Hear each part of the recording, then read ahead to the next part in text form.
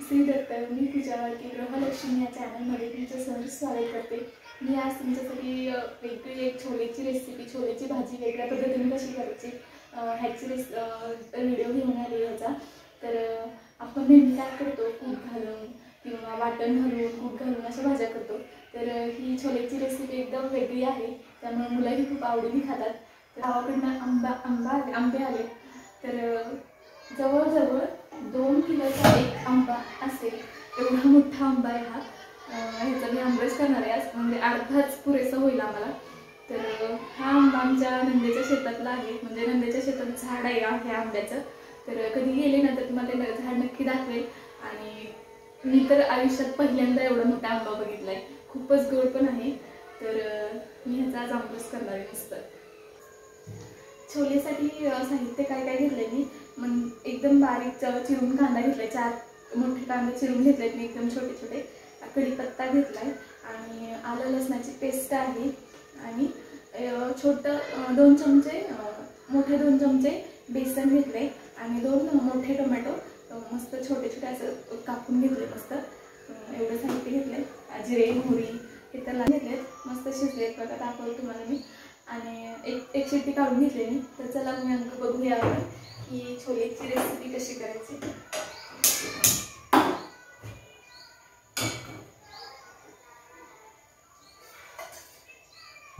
कढई गरम झाल्यावर 2 ते 3 चमचे मी तेल टाकणार आहे पळ्या।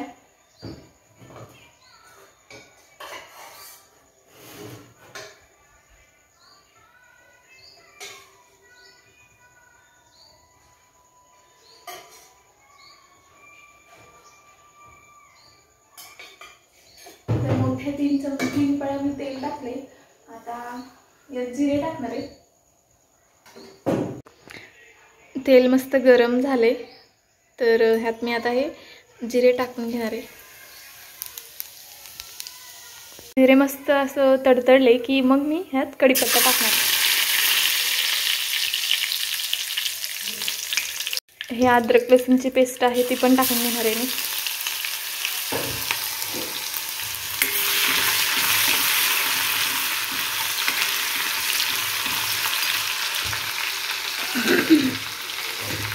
आलं लसूण छान असं गुलाबी परतलं की मग ह्यात कांदा टाकून घेणार आहे मी।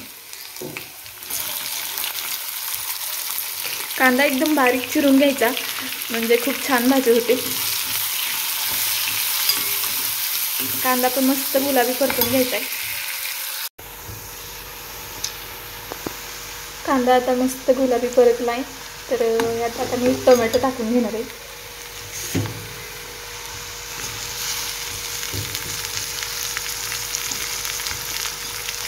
आणि टोमॅटो असं मस्त शिजूस तर हे परतून घेणार आहे।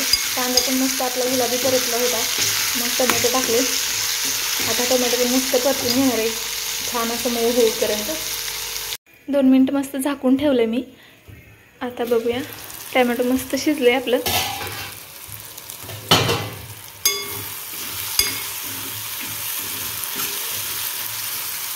बघा असं मॅश केलं ना तरी मॅश व्हायला लागले टोमॅटो, असं शिजले। तर आता ह्यात मसाले टाकायचे। तर मसाले हळद टाकणार आहे मी अर्धा चमचा,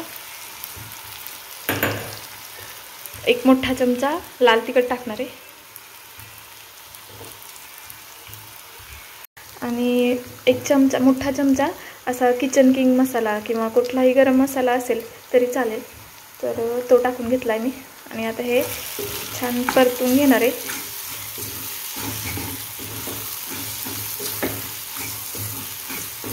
कांदा छान परतायचा, टोमॅटो छान परतायचं, म्हणजे भाजी खूप छान होते।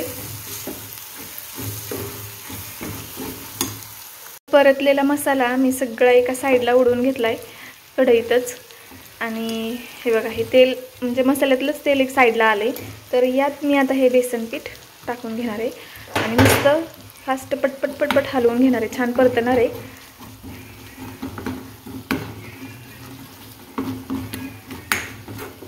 दोन मिनिट परतून घ्यायचं हे। बेसन छान परतलं की मग हे बेसन यात मिक्स करायचं। आता बेसन छान परतून झाले, आता मी यात हे परत मिक्स करणार आहे.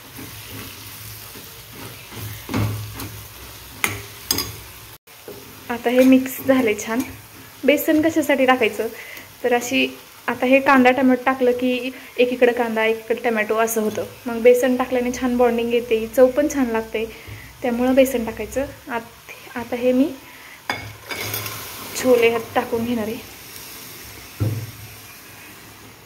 1 तास भिजत घातलेलं पाणी ते वेगळं काढून परत दुसरं पाणी टाकून मी हे छोले शिजवून घेतले होते.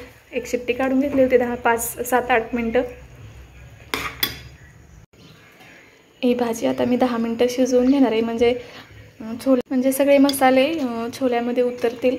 त्यामुळे मी ही भाजी आता 10 मिनटं अशी शिजवून घेणार आहे. ही भाजी होती तोपर्यंत ह्या आंब्याचा मी आमरस करणार आहे.